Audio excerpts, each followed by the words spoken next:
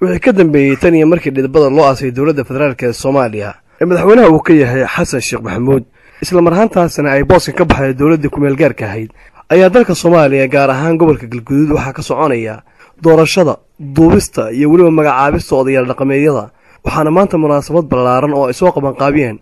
qaar ka mid ah haweenka ku dhaqan degmada Caawdaaq shakhsiyaad u shaqeeya hay'adaha maxalliga ah ganacsato ururada hooyooyinka iyo kuwa dhalinyarada waxa ay qabteen munaasabad ay ka soo qayb galeen 3 meelood markii 2 meelood loo dhigo odayaasha dhaqanka iyo waliba golaha guurtida oo guud ahaanba shacabweynaha reer Caawdaaq ay leeyihiin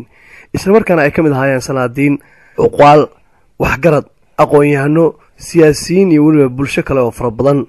waxaana guud ahaan ka soo qayb galay xafladani maanta oo ka dhex muuqanayay shaqaalaha shirkadaha isgaarsiinta iyo kuwa xawaaladaha sidoo kale rag ayagu u dhaqdhaqaaqa NGO-yada iyo waliba kuwa la shaqeeya dowladda federaalka ee Soomaaliya iyo dadweyne fara badan waxaana munaasabadan maanta lagu duubay isla markaana lagu caleema saaray Sulub Faarax Bile oo ah nin dhalinyaro ah isla markaana ka soo jeeda degmada Caawdaaq iyo Gaarane Xasan oo asaguna kamid ah isla markaana loogu talagalay inuu noqdo ninka asaga ku xigeenka u noqon doona haddaba duubis caleema saar mashxarad iyo waliba baraambur kadib ayaa mikrofoonka lagu soo dhaweeyay Sulub Faarax Bile duqan maanta la duubay isla markaana loogu talagalay in mid kamid ah beelaha degmada Caawdaaq oo munaasabadan soo qaban qaabiyay oo uu noqdo hoggaanka ugu sareeya ee asaga laga amar qaato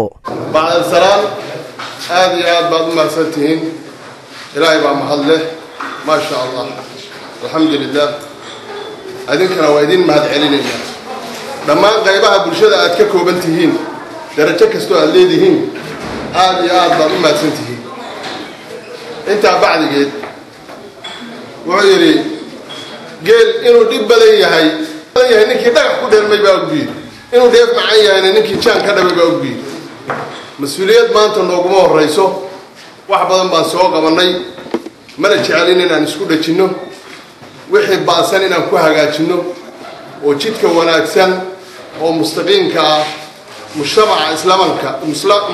islaamka aan ku hor qaadno baan doonaynaa ilaahayna waa ka codsanaynaa adinkuna inaad noogu ducaysaan baan rajaynaynaa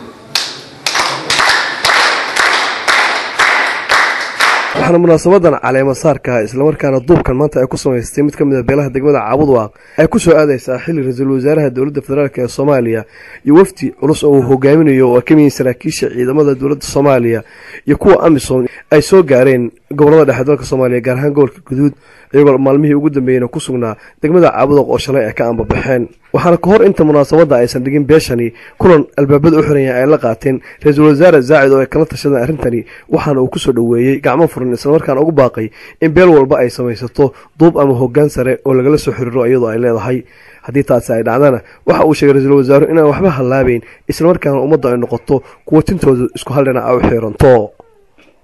Maad Xasan Diini telefishinka caalamiga ah Universal Caawdaaq